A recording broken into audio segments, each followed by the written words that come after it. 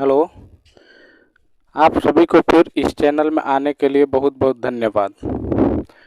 पिछला चैप्टर जो मैं कैलेंडर का बताया था उसमें आप लोग को क्या बताया था? कैलेंडर में ऑड डे बताया था, सप्ताह कितने दिन का होता, मंथ महीने साल कितने महीना का होता, और क्या बताया था, महीना कौन सा महीना कितने दिन का बताया था, वो ट्रिक से बताया था। और ऑड डे कैसे निकालते वो बताया था। उसके बाद क्या बताया था? उसके बाद आप लोग को बताया था लीप ईयर, वर्ष और अधिवर्ष किसको बोलते हैं, वर्ष किसको बोलते हैं, अधिवर्ष। तो एक बार 5 मिनट हम लोग रिवीजन कर लेते हैं, फिर आगे बढ़ेंगे। तो वर्ष और अधिवर्ष क्या है? जैसे देखिए, साल कितने दिन का होता है? एक 365 दिन का होता है और एक 366 दिन का होता है। ठीक है। एक साल कितने दिन का होता है? 3 वर्ष। एक साल कितने दिन का होता है? 365 दिन और लगभग 6 घंटा, 6 घंटा से थोड़ा सा कम, इसीलिए कभी कभी इसीलिए 4 साल पर 366 आता है। और हर एक शताब्दी में 400 से भाग दिया जाता है। जैसे मैं पिछला बार बताया था आप लोगों को क्वेश्चन की 1900 क्या है, 1900 लीप ईयर है कि नहीं है? तो ये जो सेंचुरी ईयर है, सेंचुरी ईयर में 400 से भाग देते हैं। अगर पूरे पूरे कट जाए, पूरा पूरा कट जाए तब वो लीप ईयर होता है। तो इसीलिए सेंचुरी जो साल होता है वो क्या होता है? सेंचुरी जो कोई कोई साल होता है, जैसे 1900, 1700, 1500, 1400, इस सब में 400 से भाग नहीं लगेगा। इसलिए ये सब जो सेंचुरी वर्ष है वो क्या है? लीप ईयर नहीं है। इतना समझ गए? और एक चीज और बताया था, लीप ईयर किसको बोलते हैं? जिस वर्ष में जैसे जो वर्ष दिया, मान लीजिए 2012, इसमें 4 से पूरा पूरा भाग लग जाएगा तो ये क्या है? लीप ईयर है। इस सब में 4 से भाग देते हैं। और सेंचुरी वर्ष जैसे दिया है 100, इसमें 400 से भाग देते, तो 100 तो 400 से कटेगा नहीं, तो ये क्या है? सेंचुरी वर्ष नहीं है। जैसे मान लीजिए 800, सेंचुरी वर्ष 800, इसमें 400 से भाग लग जाएगा, तो ये क्या है? सेंचुरी वर्ष है। इतना समझ गए थे? उसके बाद एक ट्रिक और बताया था, वो आप लोग को बहुत जरूरी है। एक ट्रिक और मैं क्या बताया था? एक ट्रिक आप लोग को बताया था कि जनवरी फरवरी कैसे निकालते हैं। आप लोग को पता है, फिर एक बार बताते हैं। देखिए, ऐसे दिखाएंगे: जनवरी फरवरी मार्च अप्रैल मई जून जुलाई अगस्त सितंबर अक्टूबर नवंबर दिसंबर। तो जो ऊंचा वाला पे पड़े वो 31 दिन का दिन होता है, और जो नीचे वाला पर पड़े वो 30 दिन का होता है। अपवाद में आपको फरवरी हो जाता है, फरवरी कभी 28 और 29 दिन का होता है। बाकी पूरे काम आएगा इस पे, जैसे जनवरी फरवरी मार्च अप्रैल मई जून जुलाई अगस्त सितंबर अक्टूबर नवंबर दिसंबर। समझ गए?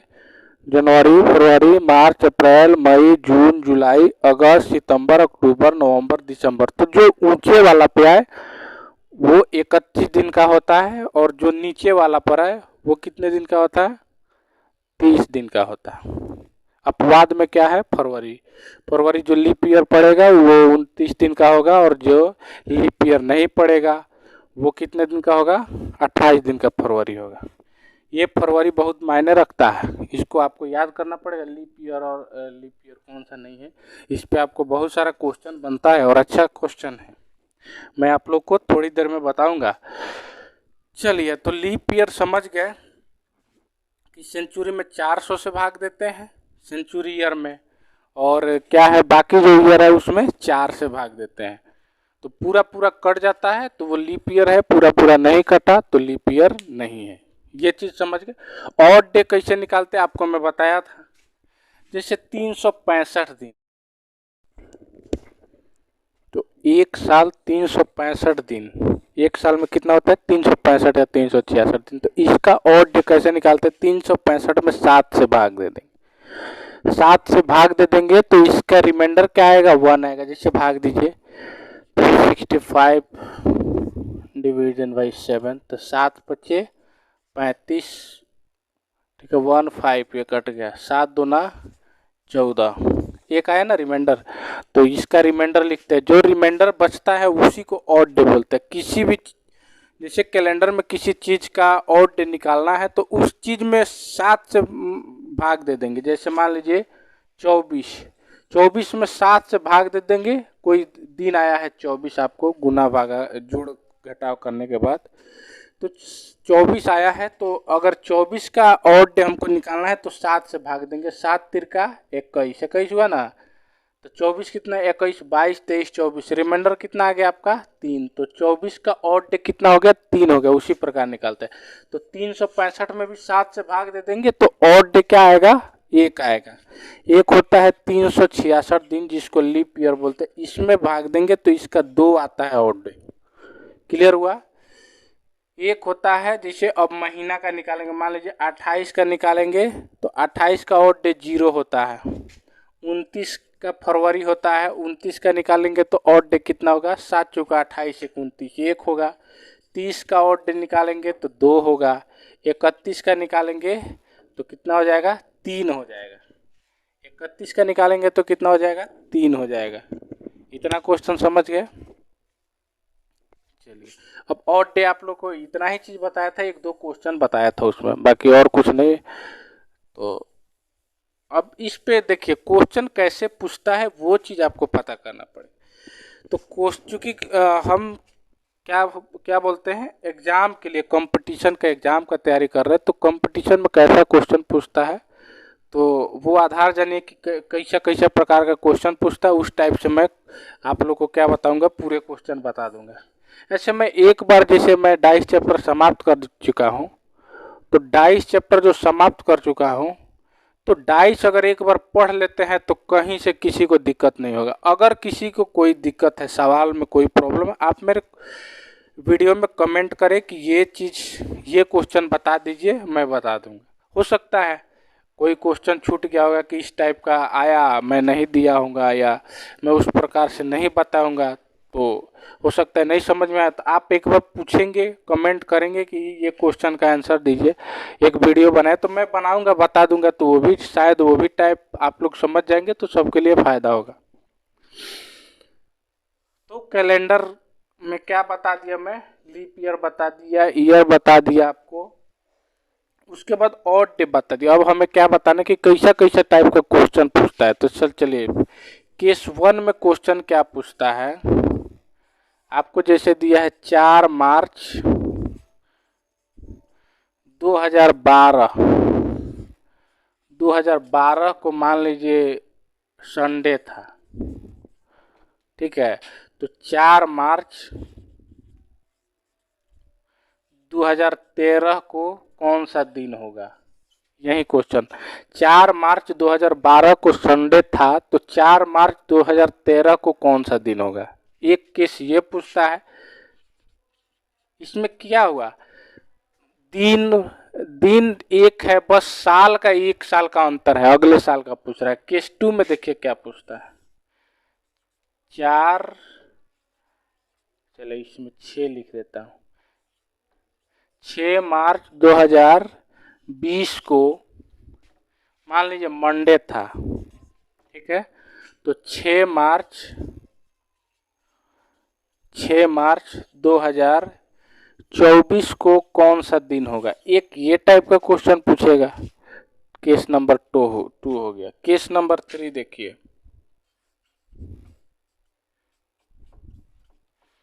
केस नंबर 3 में आपको मान लीजिए पूछ देगा 8 मई 2019 को, ठीक है। मान लीजिए ट्यूसडे दिया हो, ठीक है।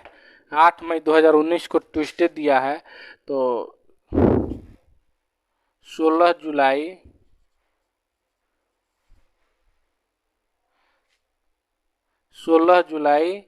2019 को कौन सा दिन होगा। यानी इसमें क्या पूछा, साल एक है लेकिन क्या है, महीना और डेट अलग अलग है। क्या है, महीना और डेट अलग अलग, ठीक है। अगला क्वेश्चन केस नंबर 4 में क्या पूछता है, 4 प्रकार से क्वेश्चन पूछता है। और भी टाइप का पूछता है तो वो आगे मैं आपको सबसे पहले पढ़ाऊंगा उसके बारे में, फिर मैं बताऊंगा। जैसे और क्वेश्चन क्या है, जैसे डायरेक्ट क्वेश्चन पूछ देगा 15 अगस्त 1947 को कौन सा दिन होगा, कौन सा दिन था। या पूछ देगा 20 अप्रैल 2040 को कौन सा दिन होगा। तो ये इस टाइप का भी क्वेश्चन मैं बताऊंगा, पहले ये समझ जाए उसके बाद मैं बताता।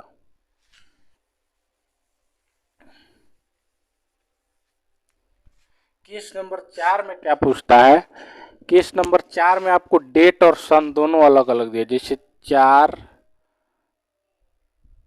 मई 2012 को वेडनेसडे था, तो 8 अगस्त 2014 को कौन सा दिन होगा। ये भी क्वेश्चन केस नंबर 4 भी यही से पूछता है।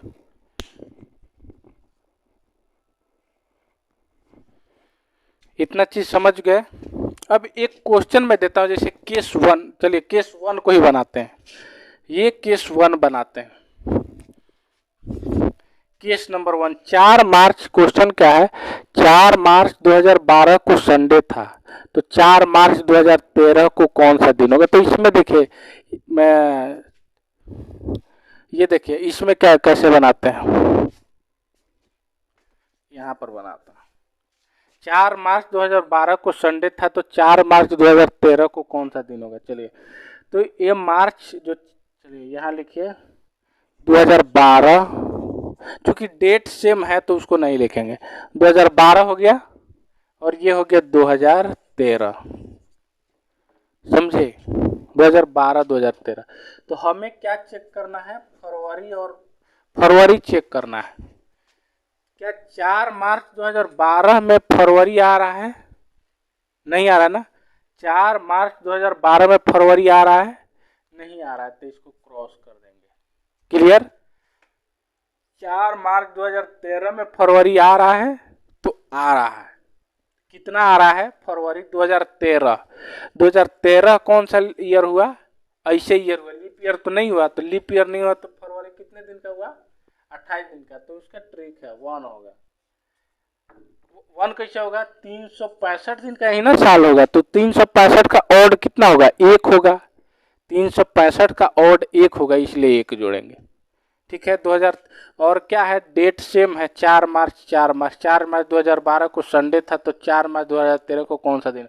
तो 2012 में फरवरी आ रहा है, नहीं आ रहा है, तो इसको क्रॉस कर दिए।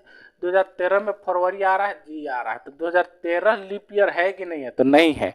लीप ईयर नहीं है तो उसका रिमाइंडर क्या होगा, 1 होगा। अगर लीप ईयर होगा तो 366 दिन होगा।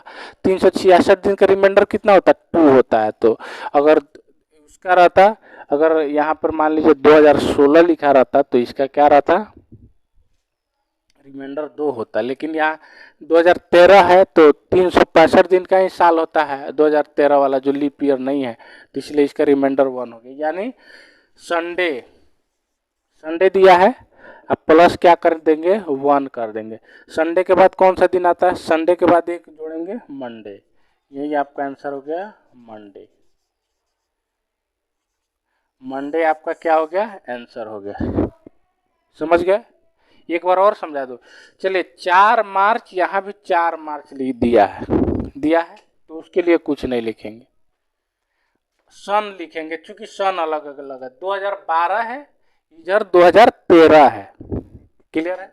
तो 2012 में देखेंगे फरवरी है कि नहीं, फरवरी है, इसमें फरवरी आएगा। 4 मार्च से पहले फरवरी बीत गया, तो फरवरी नहीं आएगा, इसलिए क्रॉस कर दिए। 4 मार्च 2013 में फरवरी आएगा, जी आएगा, आएगा ना। तो वो कितने दिन का, 4 मार्च 2013 में फरवरी आएगा कि नहीं आएगा, ये आएगा, क्योंकि इसके पहले 4 मार्च 2013 से पहले के बाद तो फरवरी आएगा। तो 2013 में फरवरी, 2013 में लीप ईयर तो नहीं आएगा, इसलिए इसका 1 होगा। 365 का रिमाइंडर 1 होगा। अगर लीप ईयर आता 2016 लिखा रहता तो रिमाइंडर इसका 2 आता, क्योंकि 366 दिन लीप ईयर का रिमाइंडर 2 होता है, इसलिए 2013 का रिमाइंडर 1 होगा। ठीक है। तो 2012 को संडे था, 4 मार्च 2012 को, तो 4 मार्च 2013 को कौन सा हो जाएगा, रिमाइंडर 1 आया, इसको दोनों को प्लस करेंगे तो 0 1 कितना होगा 1, तो Sunday plus 1 equal to Monday. ये चीज समझ गए। चलिए अगला क्वेश्चन।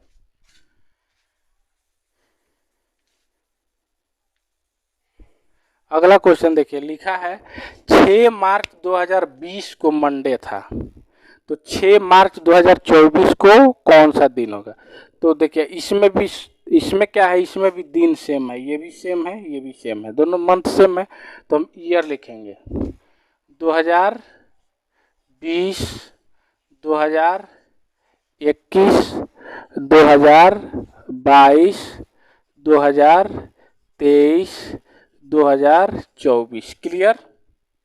2020, 21, 22, 23, 24, ठीक है। तो चलिए 2020 में फरवरी आ रहा है कि नहीं आ रहा है, तो ये 6 मार्च यानी फरवरी के बाद वाला है, तो फरवरी नहीं आएगा ना, तो यहाँ क्रॉस हो गया।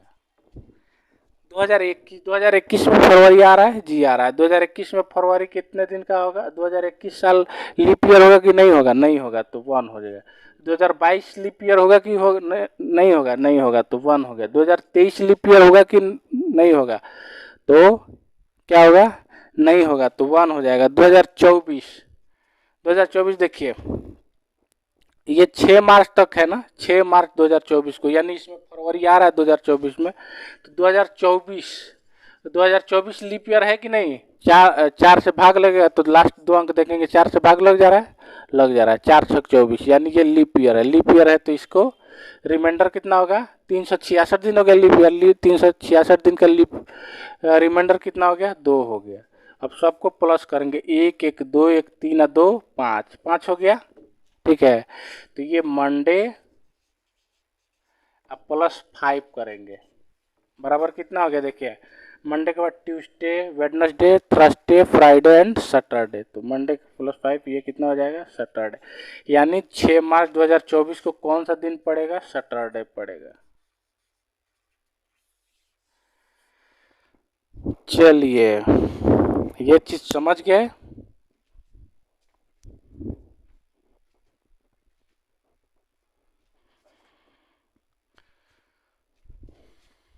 अगला क्वेश्चन देखिएगा, 2 क्वेश्चन बता दिए, ये बन गया, ये बन गया। अब ये देखिए इसका क्वेश्चन 8 मई, ये देखिए 8 मई 2019 को ट्यूसडे था, तो 16 जुलाई 2019 को कौन सा है। तो इसमें सेम क्या है, इसमें सन सेम है, 2019 और 2019 दोनों में 2019 है, तो 19 को नहीं लेंगे, अब इसको लेंगे, समझ गए, इसको लेंगे। क्लियर है। चलिए 8 मई 2019 को कितना था, ट्यूसडे था। चलिए तो 8 मई हो गया, मई कितने दिन का होगा, तो जनवरी फरवरी मार्च अप्रैल मई, जनवरी फरवरी मार्च अप्रैल मई, मई कितने दिन का हुआ, 31 दिन का, 31 दिन का मई हुआ। उसमें 8 घटाएंगे चूंकि 8 तारीख को पूछ रहा है, ठीक है। उसके बाद मई के बाद जून, जून मई के बाद जून, जून कितने दिन का होगा, 30 दिन का।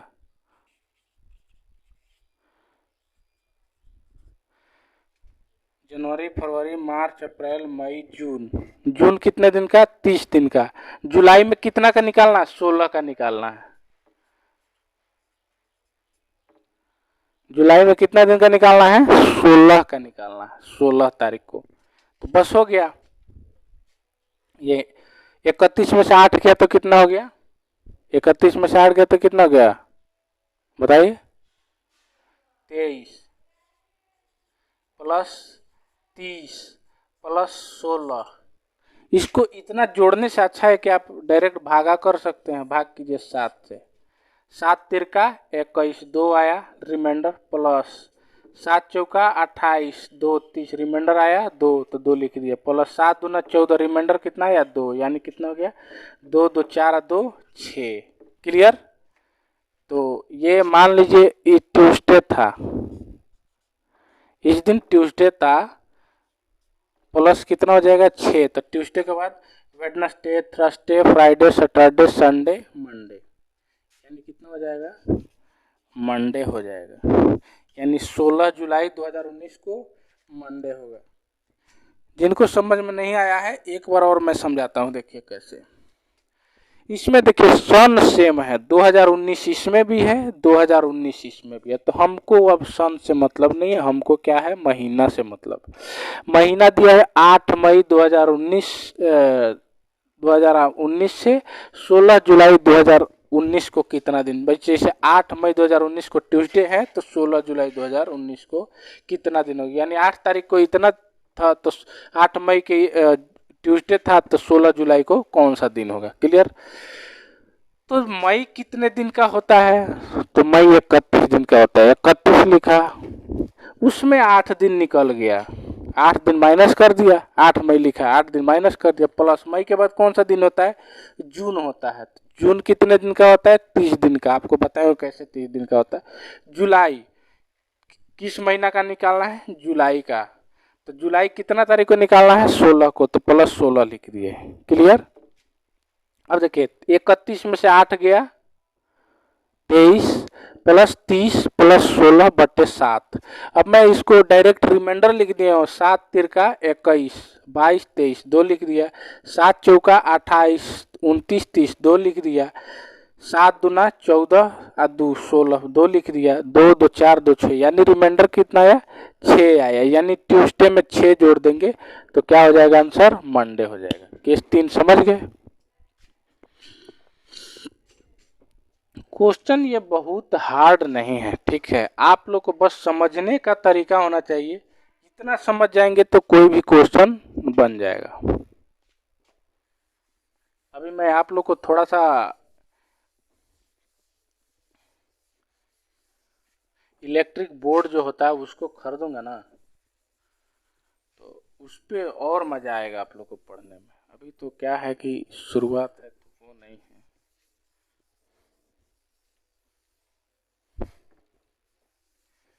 और मेरे पास मोबाइल भी उतना महंगा नहीं है। क्या है, कभी कभी वीडियो भी कट जाता है, कभी कभी वीडियो कट जाता है तो फिर से शुरू करना पड़ता है। फिर से शुरू मतलब जैसे ये वीडियो हो गया, दो वीडियो बनाया तो ये कंप्लीट हुआ, क्योंकि मैं 15 मिनट पढ़ा चुका हूँ, देख रहा हूँ कि लास्ट में 4 ही मिनट का वीडियो बना है, तो फिर वहाँ से को देख के कहाँ तक आप लोग को पढ़ाया, फिर वहाँ से शुरू किया। तो आप लोग का सपोर्ट थोड़ा सा रहेगा